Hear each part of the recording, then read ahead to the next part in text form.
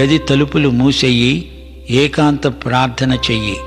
యథార్థంగా నీ హృదయంలో ఉన్నదేదో అదంతా ఆయన ఎదుట కుమ్మరించు. దేవునికి నీకు మధ్య జరిగే వ్యక్తిగత సంభాషణే ప్రార్థన. వ్యర్థమైన మాటలు, పడికట్టు మాటలు, నేర్చుకున్న చిలక పలుకులు వల్లించవద్దు. మనకేమి కావాలో ఆయనకు తెలుసు.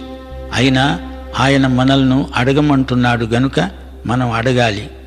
ఎలా అడుగుతున్నామో అది ఆయన గమనిస్తున్నాడు. ప్రభు ఇప్పుడు ఒక మాదిరి ప్రార్థనను మనకు ఉపదేశిస్తున్నాడు. ఇది ప్రార్థన శాంపుల్. ప్రతి విశ్వాసి ఈ పద్ధతిలో ప్రార్థించాలని ప్రభు అభీష్టం. ఆకలిగా ఉన్నప్పుడు ఆహారము దయచెయ్యి అని అడగవచ్చు. ఆయనకు ఇష్టమైన అంశాలు అనగా దేవుని రాజ్యము, దేవుని చిత్తము మొదలైన వాటితో మనం ఏకీభవించవచ్చు. ఆయన